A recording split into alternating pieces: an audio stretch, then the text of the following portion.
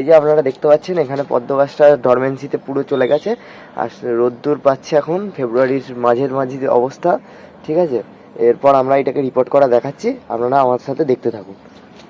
এই যে এরকম বালতিতে গাছ আছে, বালতি সমেত নিয়ে আসবেন, এরকম একটা কিছু পেতে নেবেন, দিয়ে এরকম বালতি সমেত নিয়ে গাছকে এইভাবে উল্টে দেবেন, গাছ আপনি সুন্দর ছেড়ে বেরিয়ে যাবে।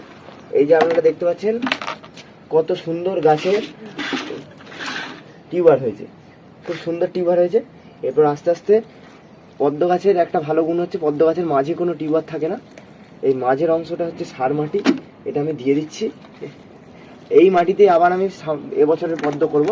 এই যে মাটি আমি অল্প করে এখানে দিয়ে দিলাম, ঠিক আছে। এর মধ্যে আমি দিচ্ছি, এই যে আমার এখানে মিক্স সার বানানো আছে, এতে কিছুই নয়, দেওয়া আছে সিউইড, ডিএপি আর নিম খোল। গোবর সার নেই এবছর বেশি, সেই জন্যে আর কিছু এক্সট্রা মেশাচ্ছি না।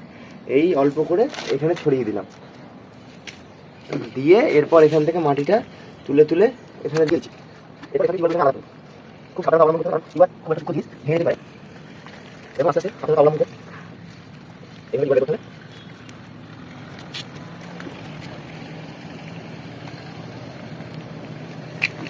এইভাবে রেখে দিলাম। এই মাটিটা একটু ভালো করে দেখে নেবো, পরিষ্কার করে নেবো, এতে টিউবার আছে কি অবস্থা।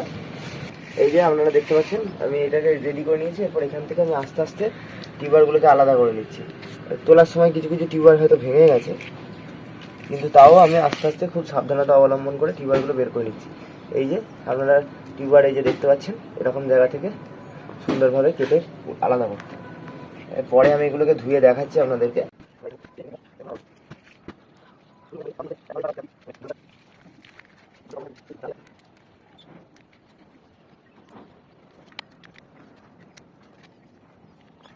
আমি পরিষ্কার করে নিয়েছি। এরপর এইগুলো আস্তে আস্তে যে কালো কালো অংশগুলো খুব সাবধানতার সাথে আপনারা সরিয়ে দেবেন, ঠিক আছে। এরপর যদি দেখেন যে সরানো যাচ্ছে না, তাহলে জোর করে চেষ্টা করবেন না, 2-3 দিন জলে ভাসিয়ে রাখার পর এগুলা নিজে নিজেই সরে যাবে। এই টিউবারগুলিকে এরপর রোদের মধ্যে একদম খুব রোদে জলের মধ্যে ভাসিয়ে রেখে দেবেন।